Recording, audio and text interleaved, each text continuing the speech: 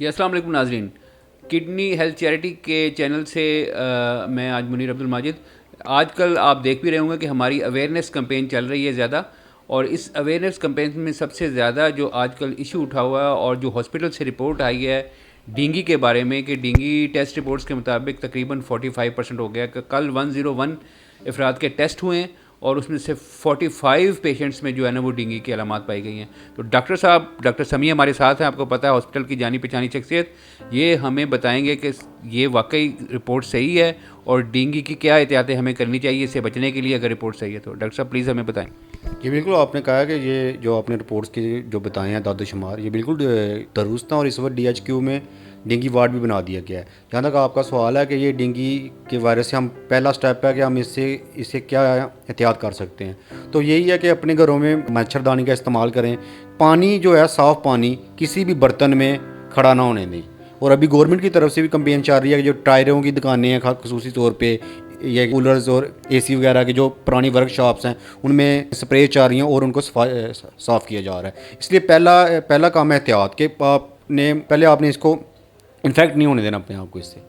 جی جیسے ڈاکٹر صاحب نے بتایا کہ گھروں کے اندر، گھر کے باہر جہاں بھی آپ کھڑا پانی دیکھیں، کوشش کریں کہ کسی کو کہنے کی بجائے خود اس کو ختم کر دیں.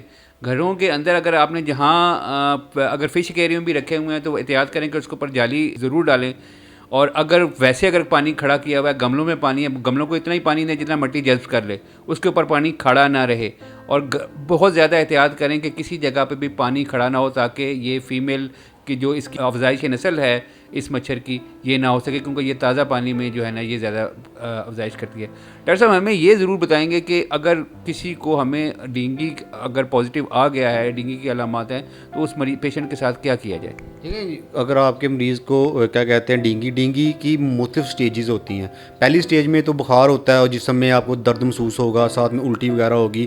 تو آپ فوراً، اگر آپ کو صرف بخار ہے تو آپ گھر میں بھی پیناڈول لے کے اپنے آپ کو ایک سائڈ پہ لیدہ بسترا لگا کے اوپر کیا کہتے ہیں نیٹ لگا کے بھی اپنا چاؤ شروع کر سکتے ہیں. زیادہ سے زیادہ پانی پئیں، لیمو پانی پئیں.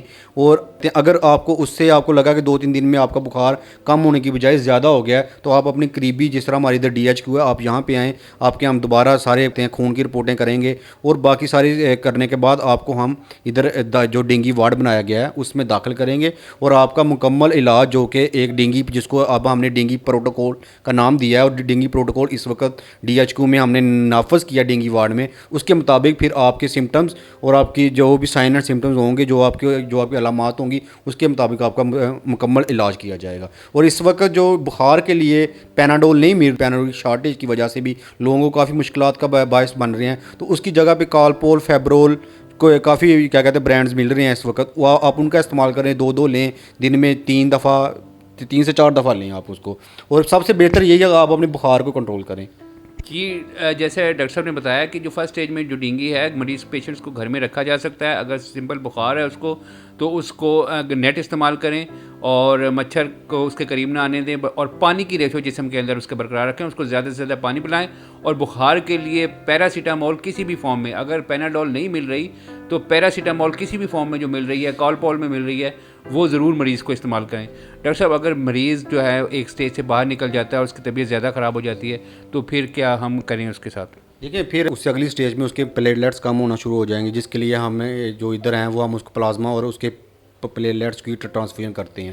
اسی طرح سے یہ سٹیجز بڑھتی جائیں گی، لیکن ہماری کوشش یہی ہے کہ ہم مریض کو پہلی سٹیج پہ ہی، اس کو بخار کے فوراً بعد ہم اس کو پکڑ لیں، تاکہ اس کا علاج جو ہے وہ بر وقت ہو جائے. اگر اس سے زیادہ ہو جائے گا، اس کے لیے بھی پھر اس کے مطابق جو ہے، اس کے پروٹوکول کے مطابق اس کا علاج ہوگا. اور ہم نے کافی مریض جو ہیں وہ ادھر سے ریکور ہوتے، پچھلے 2 ہفتوں میں کافی مریض ادھر سے ریکور ہو کر بھی گئے ہیں. اس لیے پریشانی کی اس طرح بات نہیں ہے، لیکن اپنے حفاظت ضرور کرنی ہے. اور اگر کوئی بھی آپ کو بخار کے علاوہ کوئی بھی سمٹم آ رہا ہے، کہ کیا کہتے ہیں مسوڑوں سے خون آ رہا ہے یا جوڑوں میں درد زیادہ محسوس ہو رہی ہے، تو فوراً آپ نے اپنے قریبی جو سینٹر ہوگا نا، وہ آپ نے وہاں پہ پہنچنا ہے. جی جیسے ڈاکٹر صاحب نے بتایا کہ دوسری سٹیج میں مریض کو ضرور ہاسپٹل لے آئیں، تاکہ جو بھی ڈرپ کی کنڈیشن ہے، جو اس کے پلیٹس کم ہونے شروع ہوئے ہیں، وہ ڈاکٹر صاحب علاج سے جو ہے نا اس کو ٹھیک کریں. اور اگر ہاسپٹل میں جگہ نہیں ہے تو بہت کوشش کیجیے کہ گھر کے اندر ڈرپ لگوا لیجیے. پیرامیڈیکل اسٹاف کو بلا کے جو ہے نا وہ گھر میں ہی وہ ماحول پیدا کر دیں گے، جس سے اس کو پیشنٹس کو جو ہے نا ریلیف ملنا شروع ہو جائے گا اور پیشنٹ ریکور کر جاتا ہے. اس سے گھبرانے والی بات نہیں ہے، لیکن احتیاط سب سے بڑی چیز ہے. بہت شکریہ ڈاکٹر سمیع، آپ کا بہت شکریہ. اوکے جناب، بہت بہت شکریہ آپ کا. اللہ حافظ.